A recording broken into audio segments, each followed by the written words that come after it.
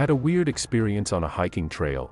I used to frequent a relatively popular 11.5-mile hiking trail. The lot that this trail is on is only about 50 or so acres, so the trail winds back and forth in order to fit, so one day I was hiking. This particular day was very nice, the weather was good and I hadn't seen a lot of people. At one point, about 10 feet off my trail, I could see where I was going parallel to the same trail, as it turned and snaked back about a mile ahead. I hope that makes sense, lol. I noticed that, by that section of trail, there was a fallen tree with 3 people sitting on it, a man, a woman, and a boy. This by itself wouldn't have been unusual, as it is one of the most popular trails in this area. The problem was, they were sitting completely still and completely silent. Their backs were to me, and they seemed to be staring straight ahead. Almost as if they were entranced. I was very unsettled, as this is obviously unusual behavior. I kept walking. But being as unsettled by it as I was, I looked back, and was startled to find that they were gone. I stopped in my tracks, listening, but hearing nothing. I'll tell you why this startled me. Any outdoorsman will tell you that sound travels in the woods. Sound becomes entrapped by the canopy and funneled through the trees. If somebody steps 100 feet away, you're likely to hear it. And I, having been raised in the woods, have ears attuned to such sounds. Yet, those 3 people were able to move without me hearing a thing. I dismissed it. Maybe my mind was preoccupied and I just hadn't heard them. So I turned back around to keep walking. And ahead of me, on my section of trail, there they were. With their backs to me, I saw them silently walk away over a hill. I never saw them again, so now, not only had I failed to hear them, I'd failed to see them walk past me.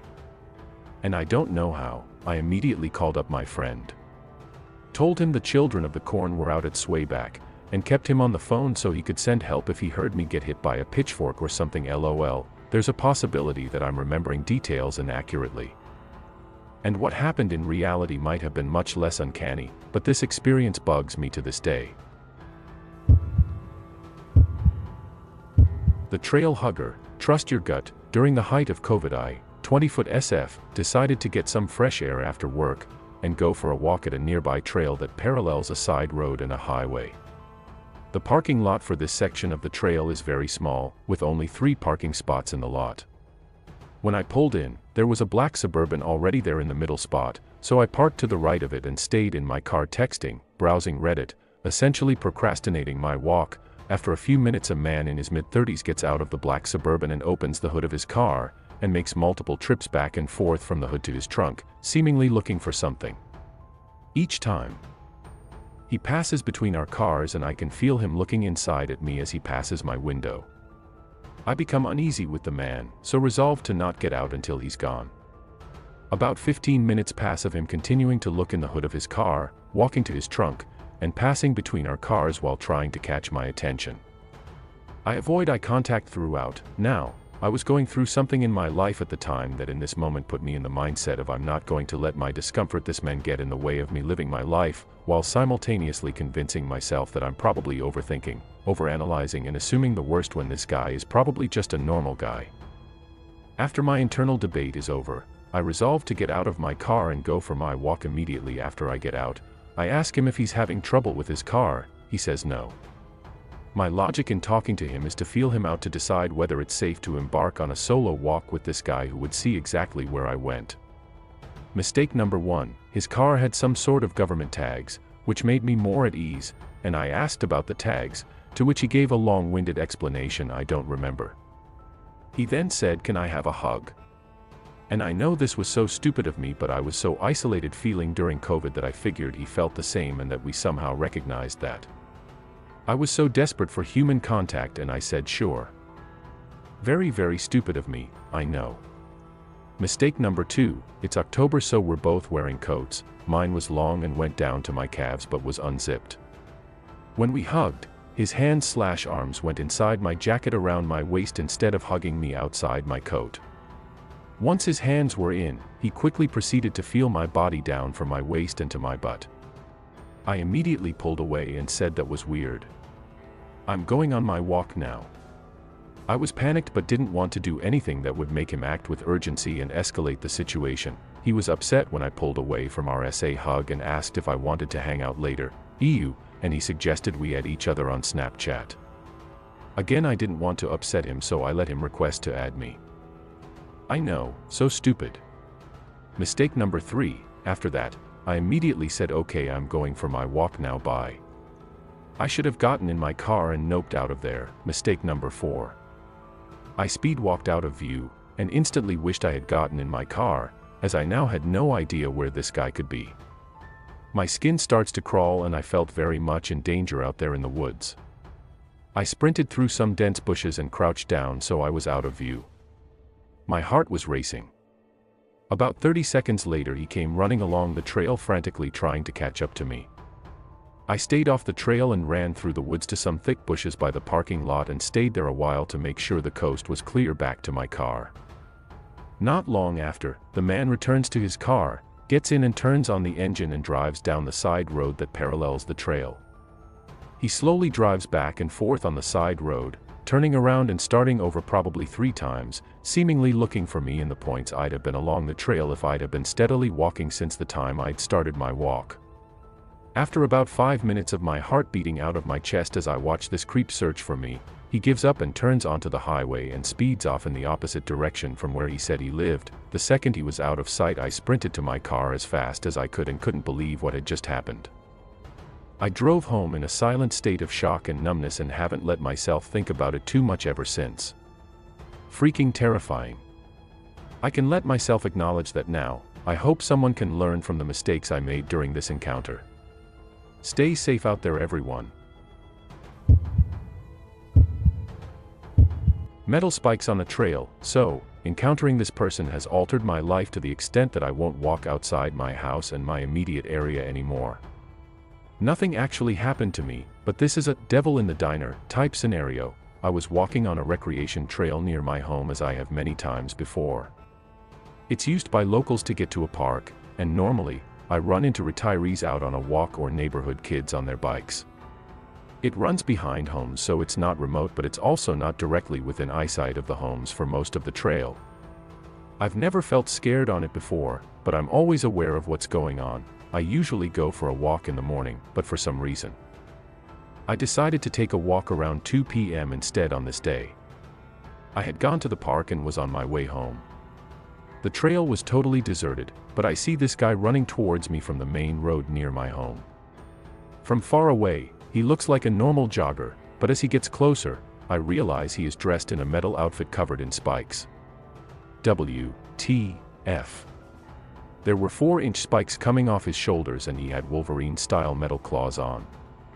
The sound of the outfit was of heavy metal jingling, so it wasn't a silly Halloween outfit or something.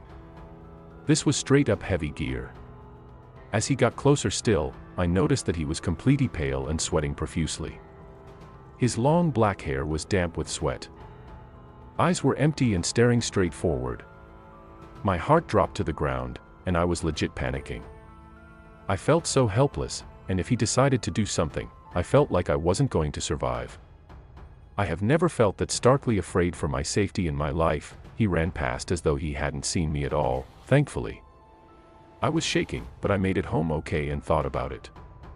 I didn't like the idea of stopping my walks because of this, but I was seriously considering it. Later that week, I was driving to get groceries and saw him again on the main road, running and wearing the same outfit.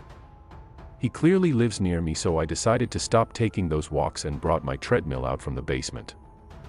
I now drive to a different park to walk outdoors if I want to. I try not to be super judgmental about people, and for years, I was a metalhead and knew lots of alternative people. This is different. I guess I'd encourage people to listen to their gut when they feel this way about someone. Stay safe out there. Creepy encounter on nature trail. I, 23F, took my 2 dogs, a Cane Corso and a Labradoodle, on a walk on a nature trail near my home.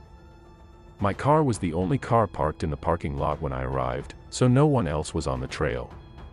The trailhead only has one entrance and the trail has thick forest on either side of it. My dogs and I started walking, and maybe 3/4 of a mile in, a man on a bike approached me from behind. I moved aside with my dogs to let him pass me, and when he does, my cane corso lunged toward him. I held her back, but that was unusual behavior for her. Around 5 minutes after the biker passed me, he passed me again going the other way toward the exit, and again my dog lunged at him. I thought it was extremely odd that he decided to turn around so quickly, since he couldn't have gone much more than a mile, which seems like an extremely short bike ride. He was dressed in biking gear and had a professional bike. It just seemed like he turned around very quickly after he saw me. I decided to stop and let my dogs rest, and I FaceTimed my boyfriend to tell him about my odd encounter. My boyfriend agreed to stay on the phone with me while I walked back because I felt unsafe. Then, my dogs and I turned around and started heading back to my car. About half a mile into our trip back, both of my dogs lunged at something inside the tree line off to the side of the trail. They barked and growled and tugged on their leashes towards the area of the tree line. I did not see anything there, but my dogs definitely sensed something. We moved on and made it to the parking lot, and I saw one other car there with that man's bike hanging on the bike rack on the trunk of the vehicle. Once I got closer to the car, I realized no one was inside.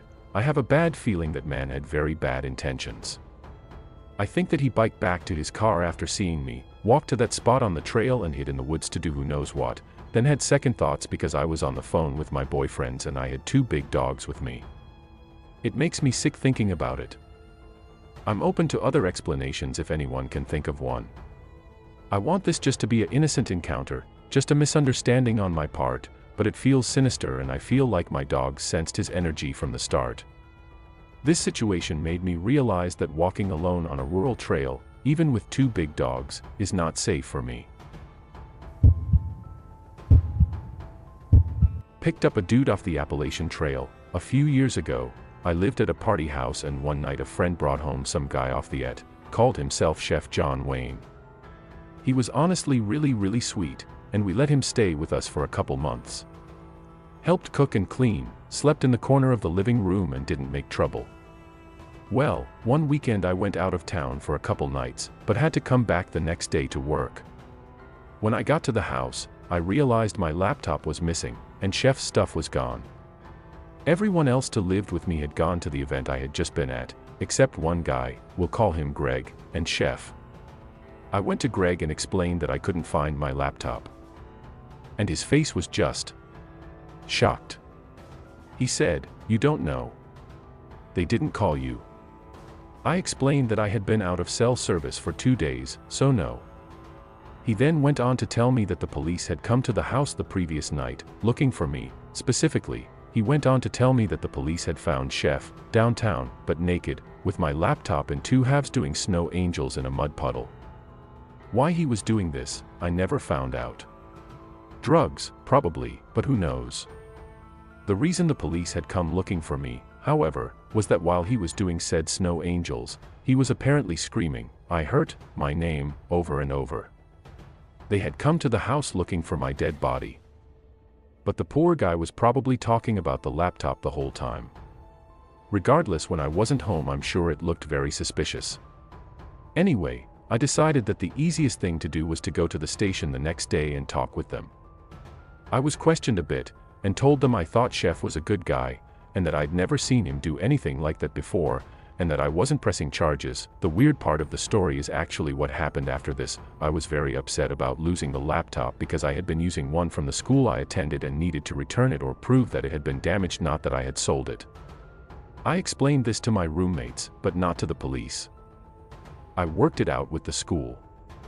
I moved out of the house a few months later because I decided it was too crazy, but a few weeks after I moved out, I went over to visit. Lo and behold, the 2 halves of my laptop were hanging on the wall like fine art. Apparently someone had dropped it off in a brown paper bag in the dead of night, and they wanted to commemorate Chef and his antics. I was thrilled, and let them keep it. I never found out who dropped it off. Chef contacted me after he got out of psychiatric holding, and said that he was moving on. I didn't respond, but wish I did in retrospect. I hope he is doing well.